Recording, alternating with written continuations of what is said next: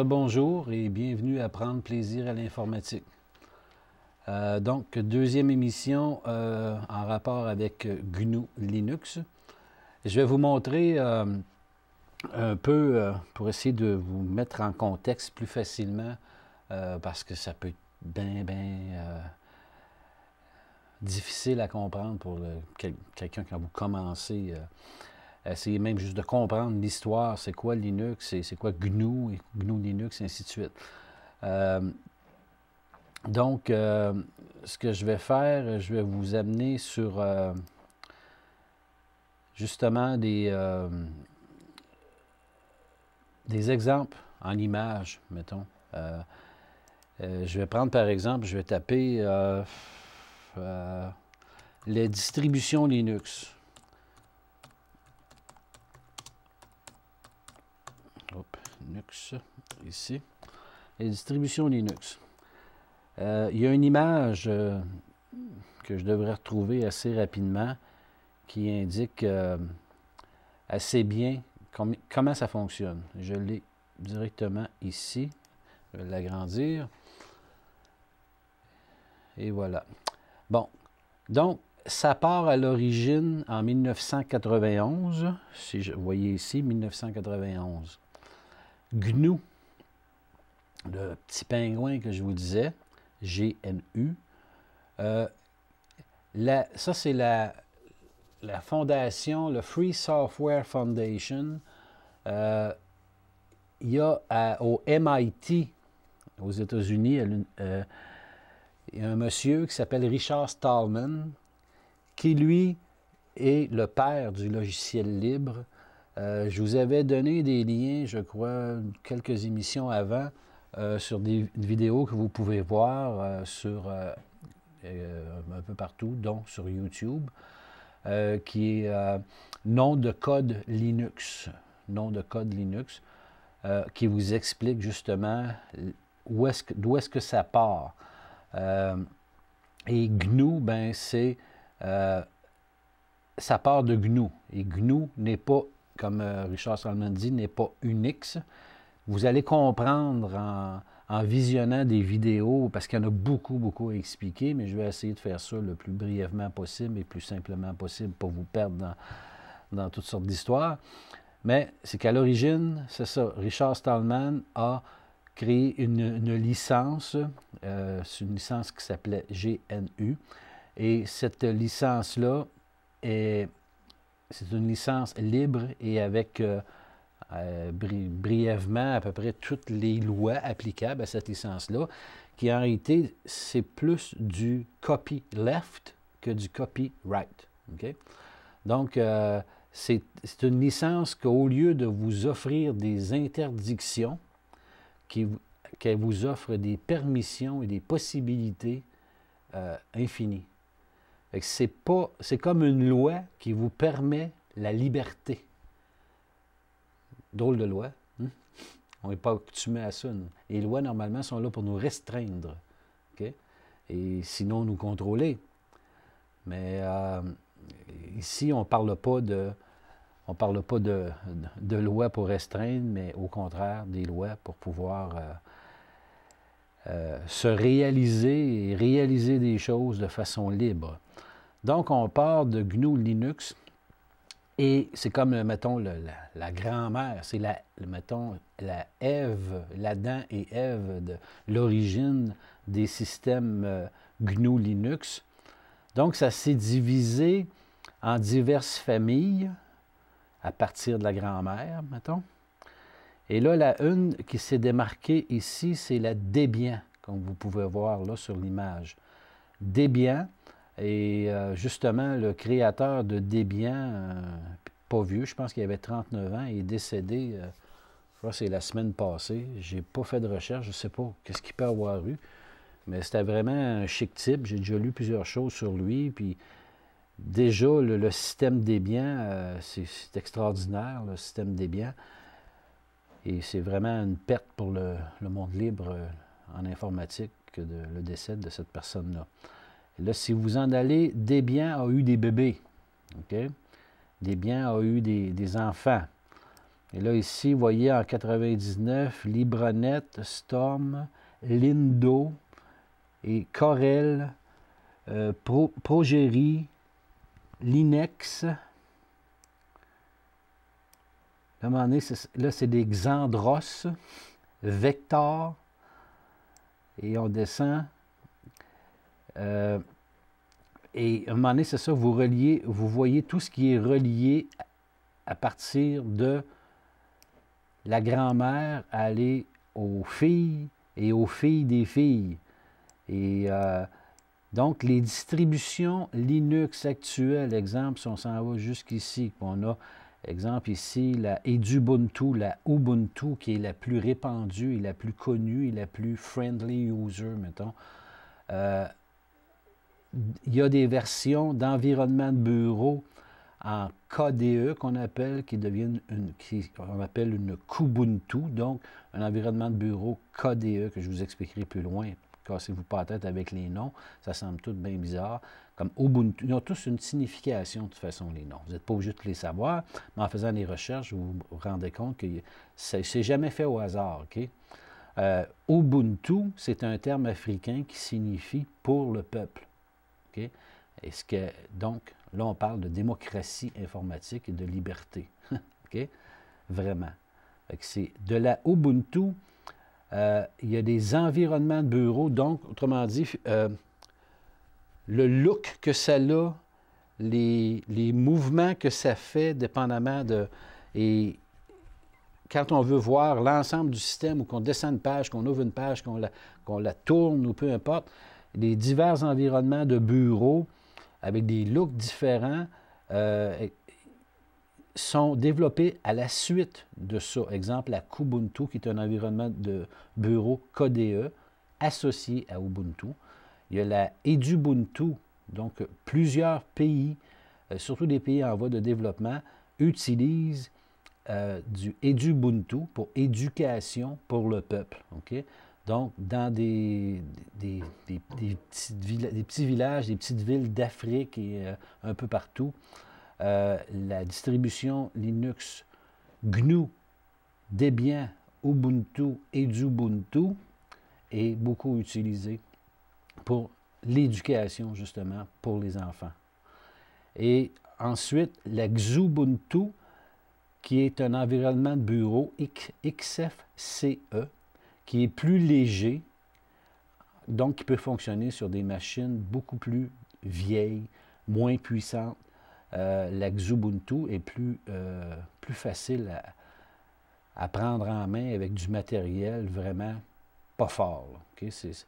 La Edubuntu, elle consomme un petit peu plus, mais encore là, c'est rien. La Kubuntu peut consommer aussi un petit peu plus en comparaison de la Ubuntu. C'est pas, vous pouvez pas... Il faut que vous connaissiez chaque environnement de bureau, finalement, et voir ce qu'il consomme. Mais là, quand je vous parle de consommation, c'est des détails, ça, là. C'est pas... exemple, vous ouvrez un ordinateur aujourd'hui avec un Microsoft dedans, là, si vous êtes juste arrivé sur le bureau, vous ne faites rien, là, puis ça consomme 1,3 gigabits de votre mémoire RAM. Là. Vous allez voir dans votre gestionnaire, c'est ce qui vous apparaît, 1,2, 1,3 gig, et vous ne faites rien encore. Là, quand je vous parle d'une très basse consommation, qui n'est pas très énergivore sur le matériel, donc qui peut fonctionner, sur des ordinateurs beaucoup plus vieux. Exemple, une Xubuntu peut consommer 150 à 200 MB pour faire la même job qu'un Microsoft qui vous consomme 10 fois ce que la Xubuntu consomme. Donc, là, on parle aussi d'écologie. Ces systèmes-là, il y a moyen, avec des ordinateurs plus vieux, au lieu de les garrocher sur le tas de roches, parce que le matériel des ordinateurs de 10 ans, 12 ans, le matériel était moins susceptible de vous exploser au visage avec une date d'expiration, comme maintenant. Maintenant, vous savez, je n'ai pas besoin de vous l'expliquer de long en large, vous savez que tout est fait pour que ça meure de sa belle mort. Et ça, c'est absolument débile. Et c'est de la surconsommation. Et de là, ben, c'est de la surconsommation de la planète, parce qu'on consomme la planète parce qu'on jette nos affaires. Et je ne sais pas si vous savez, le nombre de matériaux toxiques qui sont dans un ordinateur, c'est débile. Okay? Et Microsoft travaille contre l'écologie, c'est clair, tandis que le monde Linux, GNU Linux, travaille pour l'écologie. Et pas juste le dire, mais de façon tangible. Parce que moi-même, je prends des fois des machines, je monte une machine flambant neuve pour une famille ou peu importe, je la mets en Linux, et ils ont leur vieille machine. Je leur dis, qu'est-ce que vous faites avec? Bon, on va acheter. Non, donnez-moi-les. Moi, je vais la redonner à quelqu'un, puis je vais juste charger mon temps pour mettre une Linux dedans, puis je vais leur donner la formation. En réalité, l'ordinateur, je le donne. Je fais juste m'arranger pour être capable d'arriver dans mes choses, payer mon temps, et c'est tout. Fait que là, je leur montre un système dedans qui n'est pas énergivore, et la machine peut faire encore des années. Puis elle fonctionne très bien.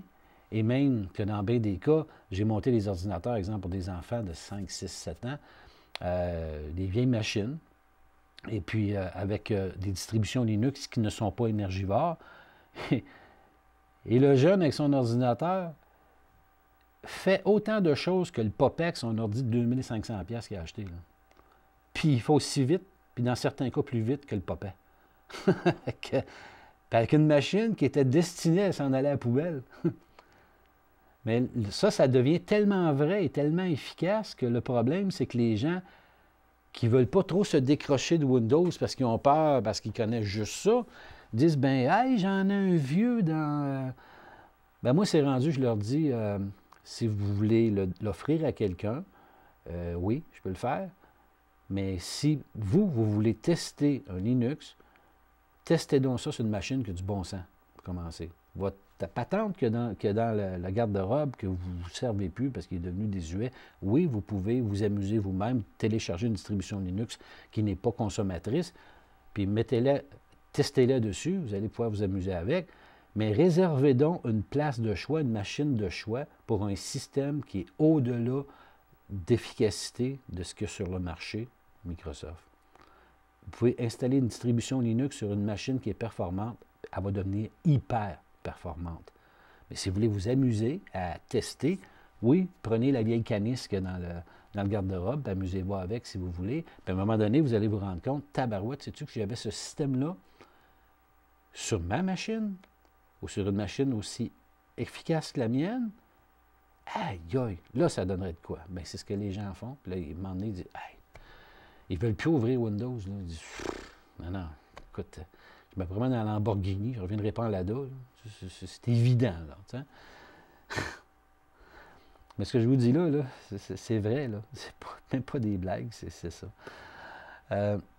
Fait que c'est ça, vous voyez les diverses familles, parce que je vais me prendre l'exemple, le grand-père, grand-mère, mettons, là.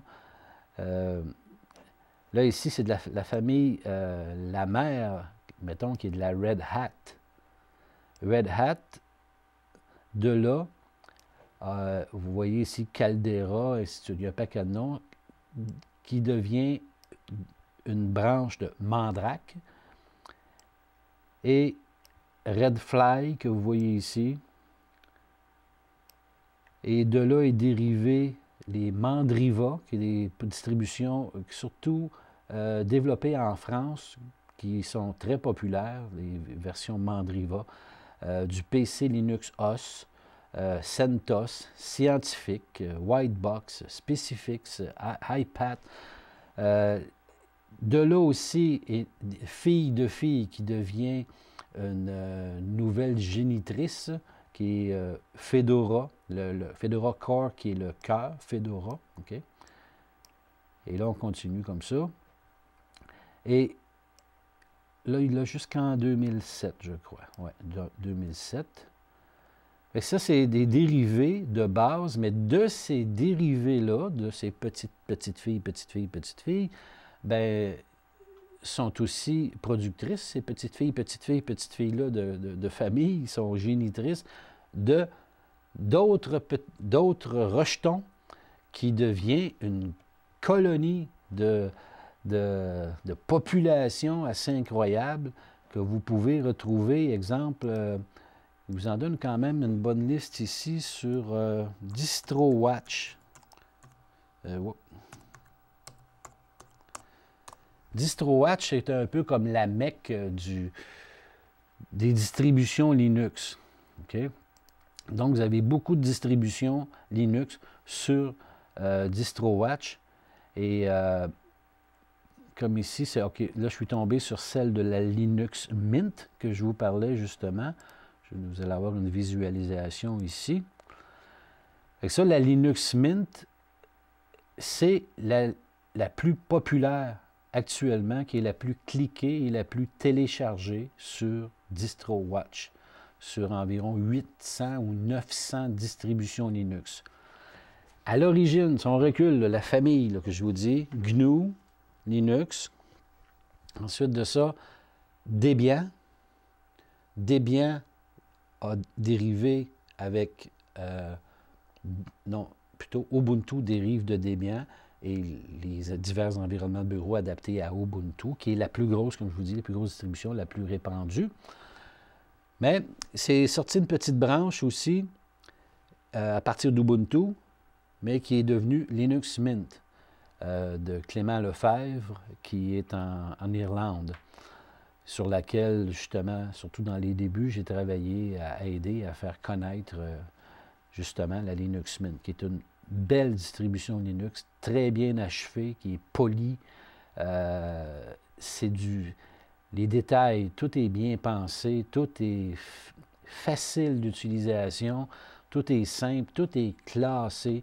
C'est pas comme vous ouvrez un Microsoft, vous essayez de trouver un logiciel que vous avez déjà installé dedans, vous allez dans tous les programmes, puis là, il est où? Hein? Bon, et ça, de toute façon, vous allez le voir, parce qu'à un moment donné, je vais installer une Linux Mint sur cet ordinateur-là, et vous allez voir ça travailler, vous allez voir que c'est merveilleux, mais que ça va bien.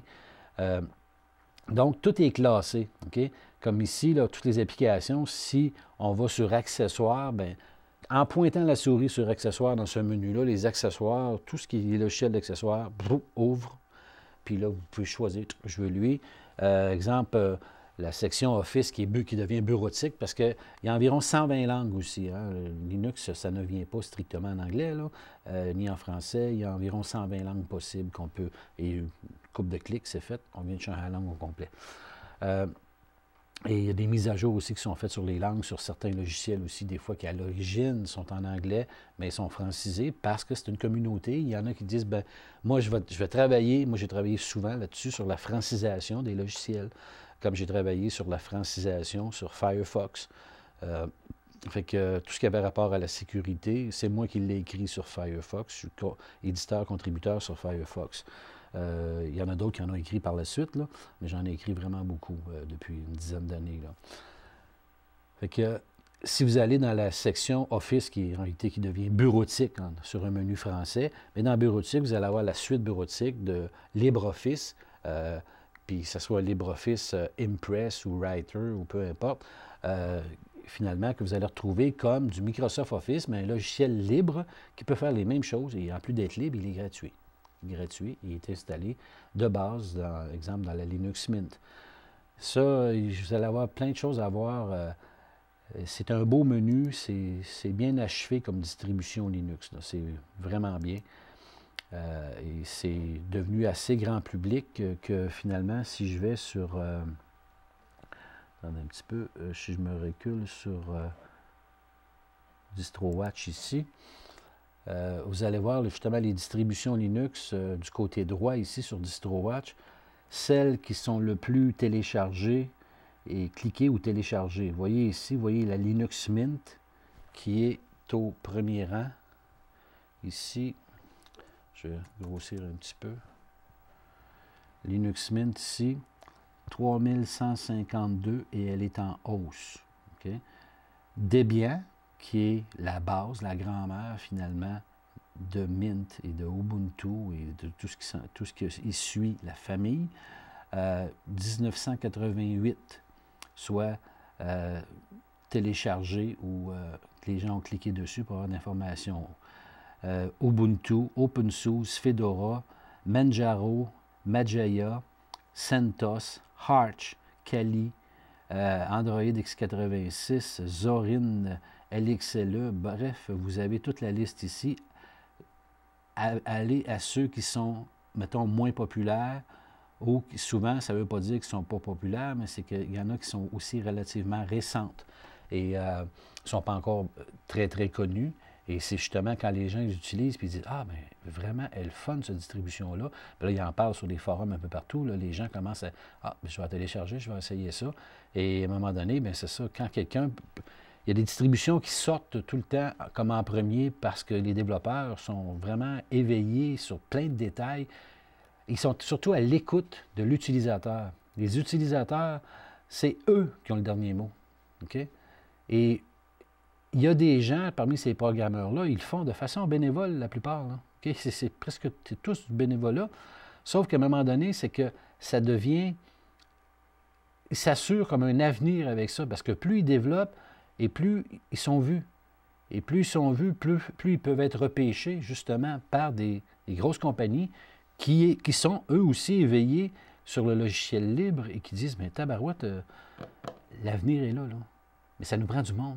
Ça nous prend du monde compétent pour faire marcher ces systèmes-là, les entretenir et tout ça.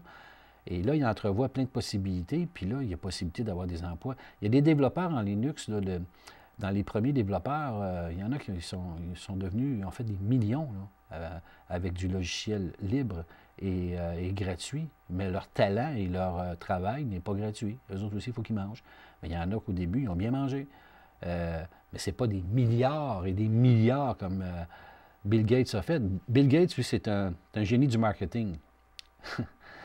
Les développeurs en Linux, c'est des génies en informatique. C'est ça la différence. C'est que c'est eux qui se tapent la job. Puis, à un moment donné, ça rapporte. Mais le but ultime n'est pas de rapporter. Le but, c'est qu'ils aiment ça. Ils en mangent. Ils développent du logiciel, ils développent des distributions Linux et ils veulent les répandre. Et à un moment donné, ils sont repêchés quelque part. Comme Clément Lefebvre, il sort des ordinateurs, mais comme je vous disais dans une émission précédente, avec le logo déjà Linux Mint dessus.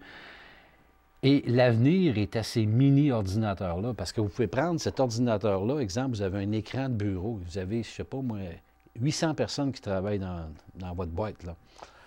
Puis vous avez, ils ont tous des tours, et puis les gens passent la balieuse, puis ils cognent les tours, puis il y a du statique, il y a toutes sortes d'affaires, ça dégage une chaleur incroyable. Faut que ça vous coûte une fortune en climatisation. Les édifices à bureau du gouvernement, c'est débile pour ça, là. Tandis que vous avez des petites machines comme ça, là, qui consomment 19 à 24 watts, à peu près. Il y a des petits trous de fait, il peut le visser directement en arrière de votre écran que vous avez, l'écran plat, pas un écran cathodique, ça aussi, c'est désuet, là. Mais vous avez un écran plat, l'ordinateur se visse en arrière. Après l'écran, vous ne le voyez même pas. Souvent, il y a un petit bouton sur le dessus qui dépasse pour l'allumer. Vous avez l'écran et l'ordinateur en arrière. Vous avez un petit clavier sans fil, une petite souris sans fil. Vous travaillez dans un bureau, vous êtes réceptionniste, secrétaire, ou peu importe.